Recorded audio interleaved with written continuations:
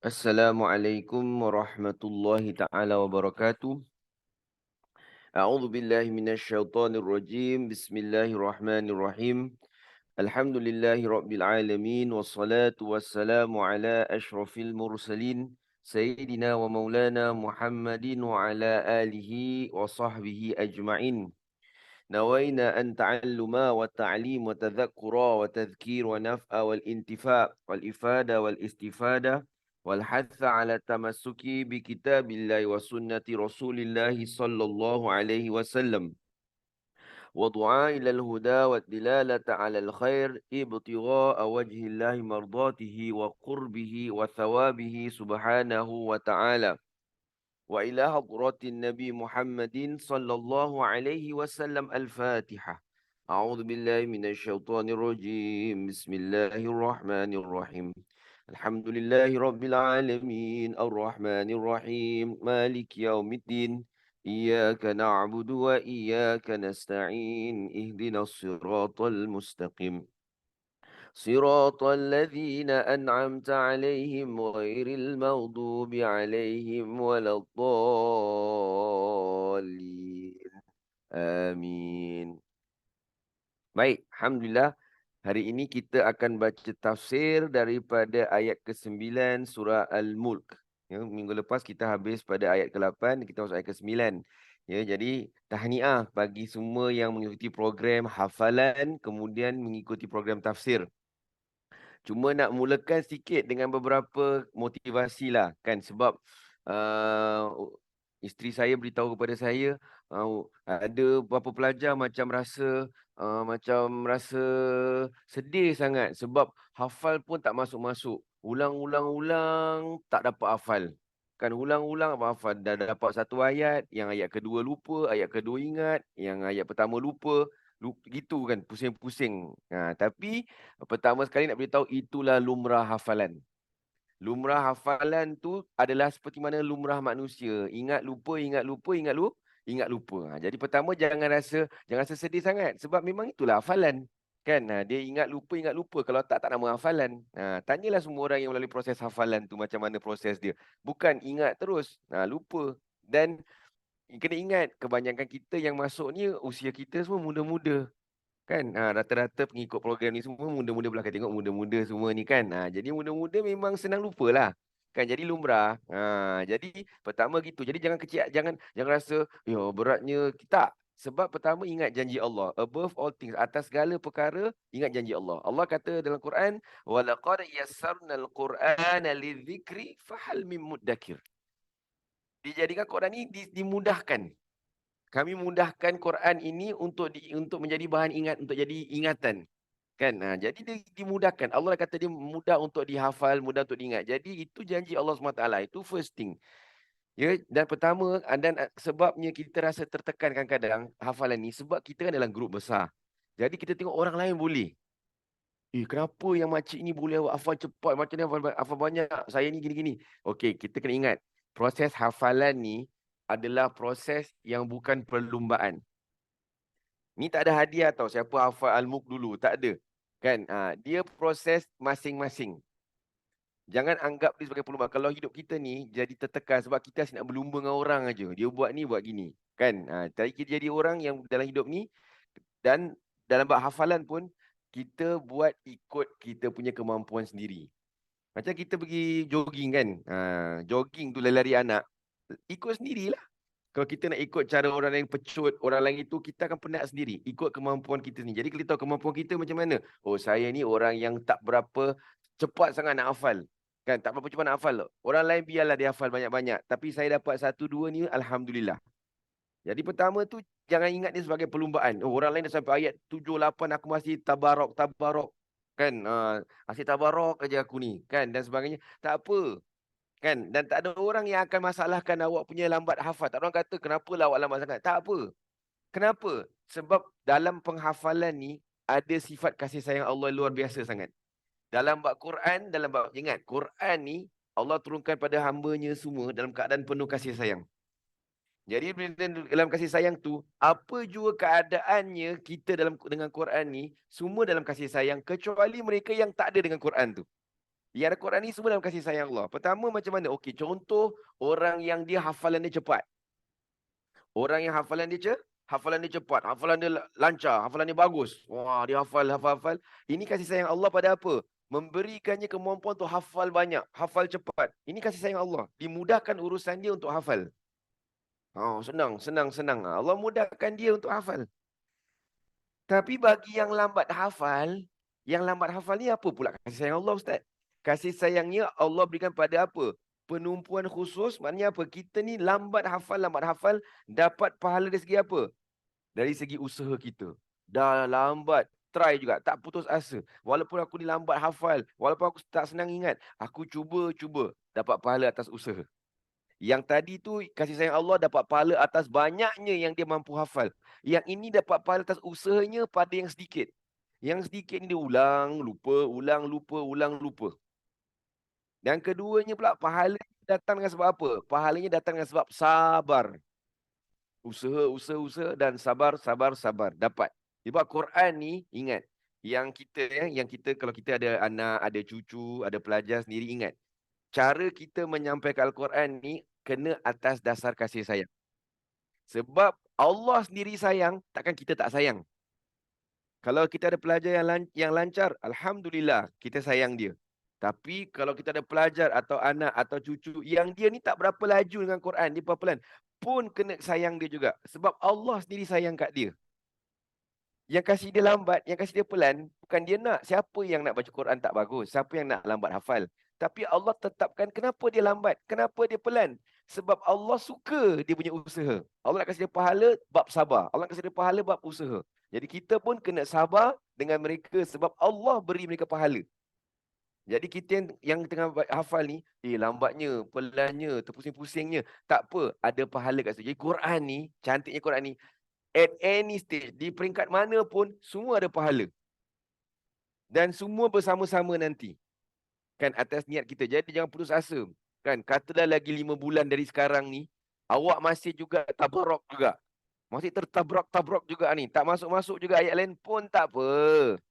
Tak ada masalah. Tak ada masalah. Kan? Saya nak beritahu, dalam rumah saya, 3 orang ni, yang paling teruk hafalan saya. Dalam rumah ni aku bilang pasal ustaz kau ni. Dalam rumah 3 orang ni, yang paling teruk, paling sikit hafalan saya. Anak saya dah jauh dah. Anak Hanan dah 12 juzuk, ustazah dah banyak juzuk. Saya paling sikit. Mungkin tak pernah tak cakap apa-apa, malu aib aku. Lama tak panggil aku buat kasih ceramah. Kan? Aku tak hafal banyak pun. Kan tak ada masalah. Kadang-kadang tengah semayang, laki bini anak dengan isteri betulkan hafalan kita tengah semayang jadi imam. Tak keteruk tu. Kan? Tak ada masalah. Kan sebab ingat, semuanya atas. Jadi kita sendiri jangan putuskan diri kita daripada kasih sayang tu. Kan jangan pun rasa putus asa, dah tak nak baca, dah tak naklah, susahlah aku baca ni salah-salah, aku hafal ni tak bagus. Jangan putuskan diri kita dari kasih sayang Allah SWT. Stay, kan, tetap teruskan dan teruskan. Yang belajar jangan putus asa, yang mengajar pun jangan putus asa. Terus sebab kita akhirnya nak kekal dalam kasih sayang Allah. Ini permulaan. Ya, hari ini kita jangan pernah rasa, jadi jangan pernah dalam hafalan ni kita jangan pernah rasa berputus asa. Tetap bersama kasih sayang Allah. Okey. Baik, hari ini kita masuk pada ayat ke-9.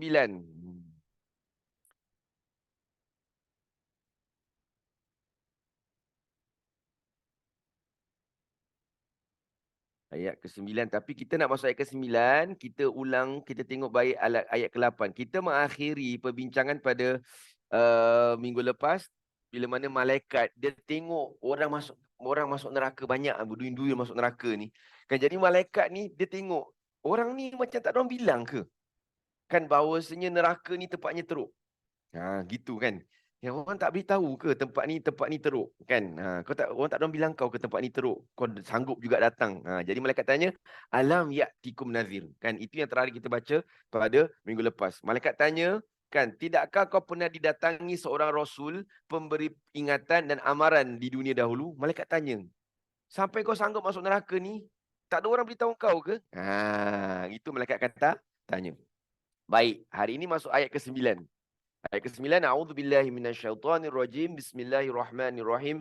Qalu bala qad ja'ana nadhirun fakadzabna wa qulna ma nazzala Allahu min syai'in in antum illa fi dhalalin kabir. Ni pun saya nak percaya rahsia sikit. Surah Mulk ni pun saya lupa-lupa ingat. Bukan korang aja. Aku pun lupa ingat. Bila masa saya ulang kaji surah Mulk, nak tidurlah baca. Terpusing juga. Kan? Cuma tak sempat betulkan sebab dah sebelum habis hafal, dah berdengkur. Dah masuk alam kubur dah. Kan? Tapi jangan risau. Kan? Saya pun ada ingat-ingat lupa juga. Gitulah. Tak ada masalah pun. Jangan stres sangat. Ya. Jadi balik pada ni. Jadi sekarang malaikat tanya. Tak ada orang hantar. Tak ada orang beritahu peringatan pada engkau ke yang tentang bab neraka ni. Tak ada rasul turun pada korang ke beritahu tentang perihal neraka yang teruk gini sampai kau masuk. Jadi ayat hari ini, ayat ke-9, apa maksud dia? Kan, mereka menjawab, ada. Jadi orang yang masuk neraka ni nanti dia akan ditanya. Dan kata Imam Fakhruddin Ar-Razi, kan, dia mengatakan bahawasanya dan tafsirnya dia mengatakan bahawasanya tanda keadilan Allah SWT ialah dia beri peluang untuk orang yang masuk neraka ni jawab. Itu tanda adilnya. Bila dia tanya, dia jawab. Kan? Dia jawab. Dan jawapan orang dekat akhirat ni tak ada yang bohong. Sama ada ahli neraka ke ahli syurga, tak ada yang bohong. Semuanya benar belaka. Sebab Allah kata dalam Quran, Al-yawma nakhtimu ala afwahihim wa tukallimuna aydihim wa tashhadu arjuluhum bima kanu yaksibun. Hari kiamat tu mulut kita ni tak berbicara. Yang berbicara tangan dan kaki kita. Pokok pangkalnya apa? Di hari kiamat tu, mulut kita kat dunia boleh bohong, boleh spin, boleh tukar cerita, boleh buat macam-macam lah. Kan, dan sebagainya. Tapi dekat akhirat, sama ada kita ahli syurga atau ahli neraka, tak boleh bohong belaka. Semuanya akan bercakap benar. Yang ahli syurga tentu-tentu cakap benar. Yang ahli neraka tu, walaupun kat dunia rajin bohong, kat akhirat dia tetap akan bercakap benar. Itu bezanya mahkamah akhirat dengan mahkamah dunia. Mahkamah dunia, kita boleh jadi orang yang bersalah, tapi tetap bebas sebab kita pandai memutar belit. Kita pandai jawab yang tak benar dan sebagainya. Kemungkinan ni mahkamah dunia. Tapi mahkamah akhirat tak. Mahkamah akhirat tak ada peluang berbohong. Itu bezanya mahkamah Allah dengan mahkamah manusia. Baik, balik pada ni. Jadi mereka menjawab, ada. Sebenarnya kami seorang Rasul memberi peringatan dan amaran. Jadi dah datang. Jadi ini satu keadaan yang luar biasa yang mana orang itu, orang neraka tu dia sendiri mengiktiraf dan mengaku yang dia salah. Kan? Jadi dia mengaku ada orang yang datang beri peringatan dan orang ni membawa kebenaran. Dia iktiraf. Kan? Bawa. Jadi kita kena tahu orang yang masuk neraka ni, kan, orang yang masuk neraka ni adalah orang yang bukan dia tak tahu benda tu benar. Bukan orang yang tak tahu, dia tongok-tongok kat dunia, tak tahu, aku tak tahu ke benda. Sebab kalau tak tahu, memang tak tahu. Allah takkan hukum orang yang dia memang genuinely, yang betul-betul tak tahu. Orang yang mana tidak sampai orang peringatan agama padanya. Yang tidak sampai peringatan iman padanya. Sebab orang-orang ini dimaafkan. Dia tinggal jauh terperuk di pelosok mana dunia yang mana ajaran Islam tak sampai padanya. Ataupun dia kata Imam Ghazali pula hidup dalam satu zaman yang mana apa-apa yang datang pasal Islam tentang kepadanya itu bukan yang benar. Dia dapat semua yang salah-salah belaka. Kan? Jadi kesimpulannya orang yang masuk neraka ni atas keadilan Allah SWT adalah orang-orang yang dia memang tahu, yang dia tu memang tahu ajaran daripada seorang Nabi itu benar. Ajaran Islam tu benar. Dia tahu. Dia memang tahu itu benar. Dan ajaran agama itu datang dari segi Al-Quran. Jadi contoh orang-orang musyrikin Mekah, Abu Jahal, Abu Lahab dan sebagainya, kenapa mereka dimasukkan ke dalam, kenapa mereka diseksa, kenapa Allah murka dengan mereka, kenapa mereka sebagai contoh Abu Lahab, kenapa dia bakal masuk dalam neraka? Sebab mereka ni dah tahu Nabi Muhammad itu benar, dah tahu Quran itu benar, tapi mereka tolak. Kenapa diketahui Quran itu benar? Nabi Muhammad SAW datang pada orang musyrikin Mekah bawa Quran. Kenapa mereka tahu itu benar? Pertama dari segi apa? Penyampainya. Al-Quran tu sampai kepada orang musyrikin Mekah melalui lidah seorang yang mereka sendiri kat Mekah tahu orang ni tak pernah bohong. Nabi Muhammad SAW sebelum dia ini diutus sebagai seorang rasul, gelaran dia ialah As-Sadiqul Wa'du Al-Aminu. As-Sadiqul Wa'du. Maknanya dia ini yang benar janjinya. Nabi tak pernah mungkir janji. Nabi tak pernah kalau berkata meletakkan suatu perkara dia bohong. As-Sadiqul Wa'du. Benar janji Nabi. Dan dia itu Al-Amin, yang dipercayai. Jadi Nabi tak pernah mungkir janji dan Nabi dipercayai. Jadi orang yang kasih title As-Sadiqul Wa'du. Kan? Kan kita selalu baca zikir ni kan. La ilaha illallah al-malikul haqqul mubin Muhammadur Rasulullah Sadiqul Wa'dul Amin. Kan kita baca zikir tu selalu kan. Yang kasih title Sadiqul Wa'dul Amin tu bukan sahabat. Yang kasih Nabi gelaran Sadiqul Wa'dul Amin adalah orang-orang musyrikin Mekah yang sebelum datang kepada mereka, sebelum Nabi diutus jadi Rasul. Mereka yang panggil Nabi ni As-Sadiqul Wa'du. Jadi mereka tahu Nabi Muhammad ni sebelum jadi Nabi ni tak pernah bohong. Jadi bila datang Quran, bila Nabi memberitahu pada mereka ni, aku ni seorang Rasul yang diutuskan dengan ajaran Al-Quran, mereka ni tahu Nabi ni tak pernah bohong. Jadi mereka pun tahu mustahil si Muhammad ni tiba-tiba berbohong tentang Quran. Yang dia berbohong tentang kenabian dia. Mereka tahu dia tak berbohong. Kedua pula, mereka tahu Quran ni yang dibawa oleh Nabi SAW ni bukanlah sesuatu yang dusta sebab dari segi bahasanya. Para ulama mengatakan orang-orang Arab, ya, orang-orang Arab musyrik ni, orang-orang Arab pada zaman jahiliah dan sebelumnya terkenal dengan ilmu kesusastraan yang tinggi. Ilmu kesusastraan yang tinggi, penguasaan bahasa Arab yang tinggi. Bahkan antara mereka namanya Abu Jahal tu, nama asalnya Abul Hakam, bapa bijak, bapa hikmah, bapa kebijaksanaan. Antaranya lah penguasaan bahasa Arab. Kalau orang pergi pasar-pasar jahiliah dulu, kan, kalau pergi pasar Ukas dan sebagainya, orang sana suka duduk berpantun, bersyair dan sebagainya. Pantun taklah, syair. Kan, suka bersyair dan sebagainya. Sebab apa? Sebab penguasaan bahasa yang besar. Jadi mereka bila dengar Al-Quran, mereka tahu ini bukan bohong. Sebab apa? Nilai bahasa Al-Quran tu jauh lebih tinggi daripada apa yang mereka pernah bincangkan, walaupun bahasa mereka tu tinggi. Tengok, ni bukan sebarang ni Quran. Mereka tahu. Ketiga pula, mereka tahu Al-Quran ni bukan bohong dengan sebab dalil-dalil Al-Quran tu mereka tahu, mereka tak nafikan. Sebab kalau mereka nafikan, kalau mereka tak, kalau Quran tu bohong, dah lama mereka tolak.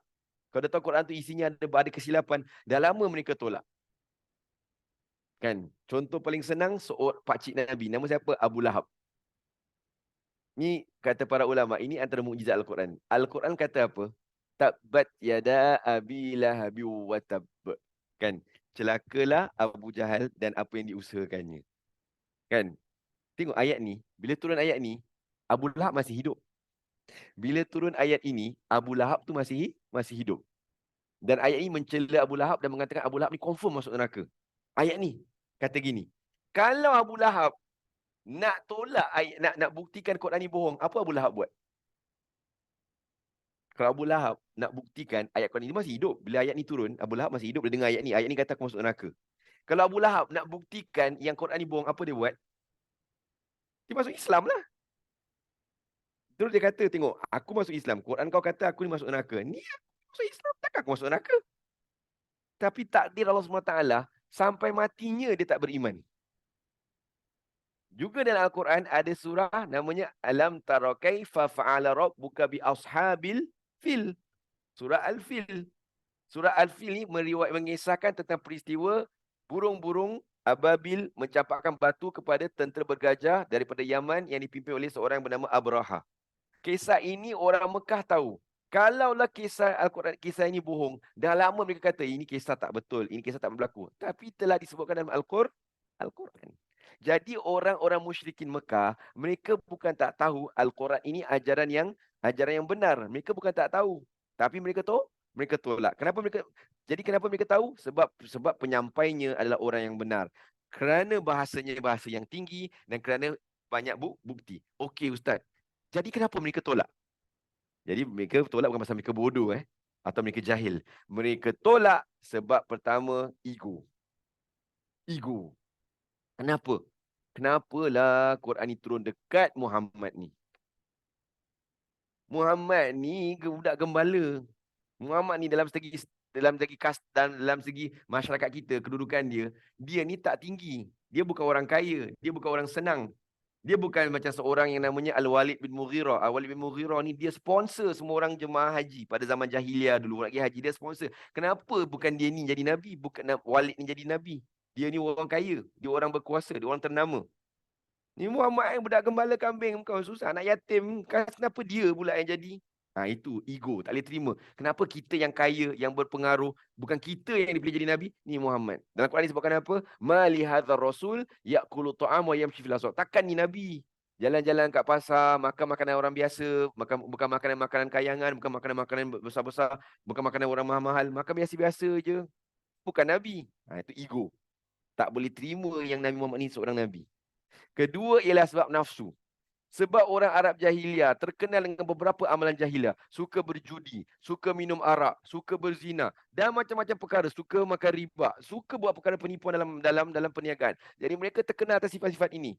Bila datang Islam membetulkan setiap masalah ini, maka mereka tak boleh terima. Sebab nafsu mereka dah terbiasa. Merendahkan wanita, merendahkan darjat wanita dan sebagainya. Jadi mereka tak boleh terima ajaran Islam. Sebab apa? Kalau aku masuk Islam ni, banyak benda lah aku tak boleh buat. Jadi mereka menafikan.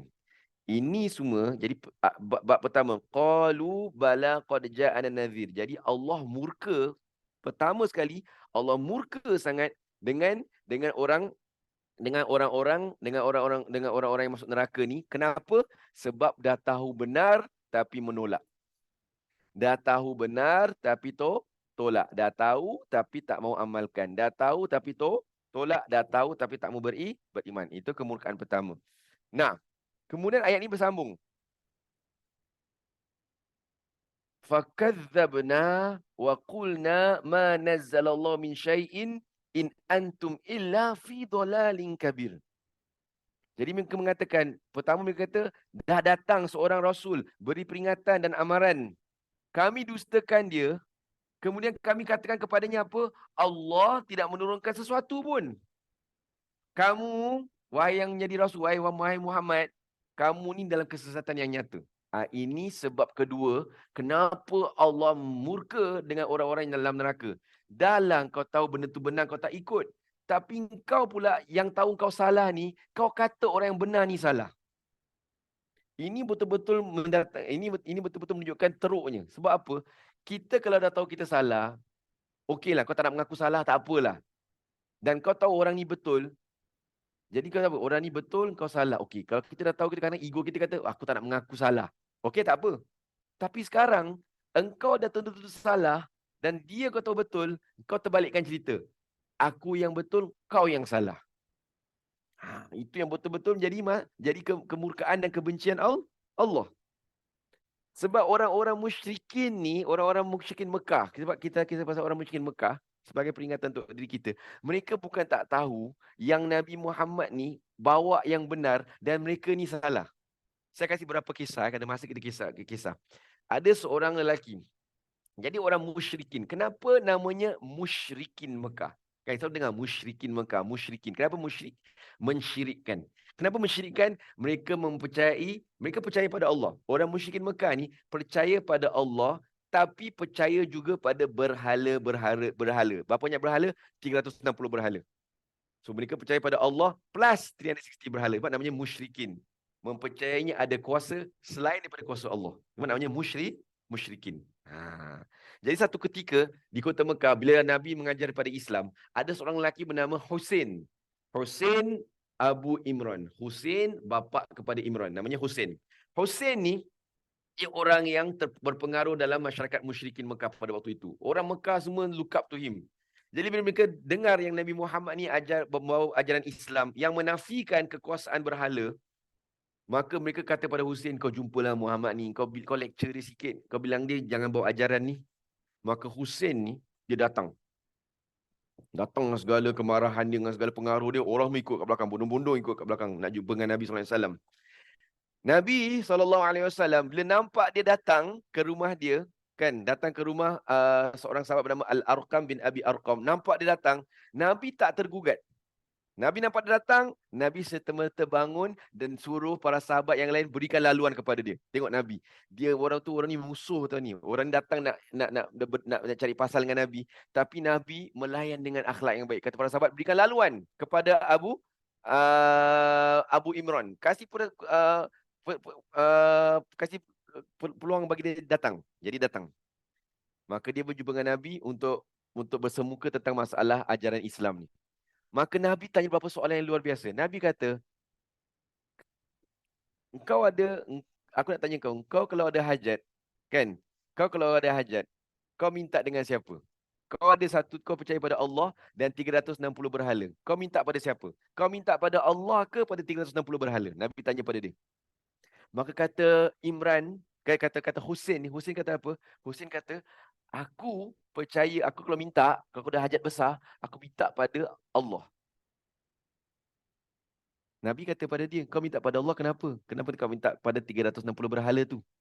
Maknanya kau pun tahu bahawasanya boleh mengabulkan hajat kau hanya Allah dan bukan 360 berhala tu yang mereka sendiri tak mampu menyelamatkan diri mereka sendiri.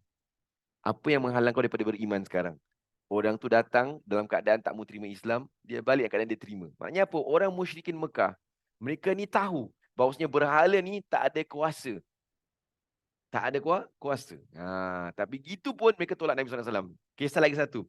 Seorang yang bernama Amru ibnu Jamuh. Ini lagi cerita kelakar sikit. Dia ni tinggal di Madinah. Amru ibnu Jamuh. Dia ni anaknya semua dah masuk Islam. Dia seorang masih sembah berhala. Jadi anak dia fikir kenapa? Sebab dia ni dia ada satu berhala yang dia letak kat rumah dia. Berhala special lah. Dia taruh dekatlah rumah dia. Ini kisah Amru ibnu Jamuh ni. Jadi anak cakap nak buat macam mana Jadi anak dia ni main kasar sikit. Anak dia ambil berhala ni kan. Pada waktu malam apa dia tidur, dia ambil berhala ni, campak ke tempat pembuangan sampah Bani Salamah. Maknanya apa? Tempat buang sampah, campak kat situ. Berhala tu kan. Jadi bapak dia bangun. Bapak dia bagi bangun cari Tuhan nak disembah kan. Mana Tuhan? Mana Tuhan aku ni? Mana dia?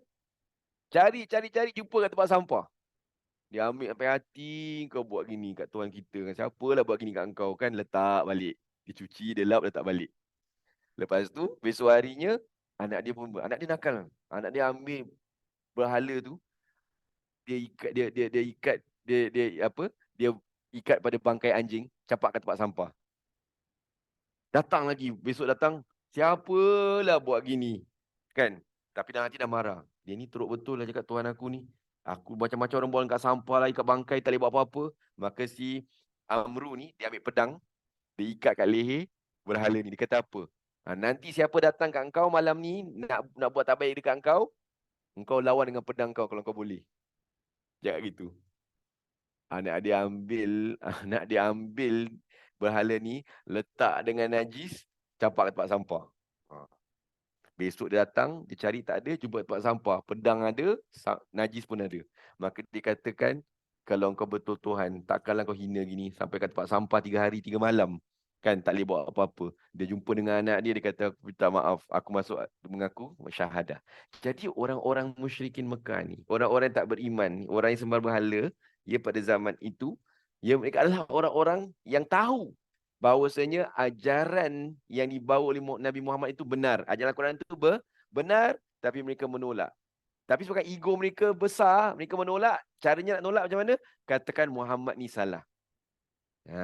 Muhammad ni salah. Muhammad ni buat kita dongeng lah. Muhammad ni buat kita tak betul dan sebagainya. Muhammad ni sihir, menggunakan sihir dan sebagainya. Itu dia. Jadi Allah murka dalam ayat ini, kenapa mereka dicampak dalam neraka dan Allah murka dengan mereka? Sebab dua perkara. Ayat ke-9 memberitahu tentang kenapa Allah murka dengan mereka. Pertama, dah datang pada mereka seorang yang membawa ajaran Islam, mereka tolak sedangkan dia tahu yang membawa itu benar. Dan kedua, ialah kerana mereka ini walaupun dah tahu mereka salah dan yang membawa ajaran itu benar, mereka terbalikkan cerita. Mereka mengaku mereka yang benar, yang membawa kebenaran itu dianggap sebagai salah. Jadi atas sebab ini Allah murka dengan mereka.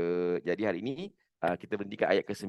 InsyaAllah kita mula pada ayat ke-10 pada minggu hadapan. Minggu hadapan ada kelas Ada juga. Oh, bagus Ustazah ni kan. Hari Tasyrik pun ada kelas juga. Kan? Jadi minggu depan ada insya-Allah kalau panjang umur kita jumpa lagi untuk ayat ke-10. Jadi ingat peringatan kata-kata saya pada permulaan kelas itu, jangan rasa tergugat kalau kita lambat hafal. Tak apa. Kan? Sebab itu lumrah dan itu adalah tanda antara tanda kasih sayang Allah pada kita. Jangan putuskan diri kita dengan kasih sayang Allah. Allah itu saja. Selamat menyambut hari Ahad dan berehat bersama keluarga. Wassallallahu ala sayyidina Muhammadin wa ala alihi wa sahbihi ajma'in. Walhamdulillahirabbil alamin. Wassalamualaikum warahmatullahi taala wabarakatuh. Waalaikumsalam warahmatullahi wabarakatuh. Ustaz. Terima kasih Ustaz. Sama. Bye-bye. Bye bye. Kata.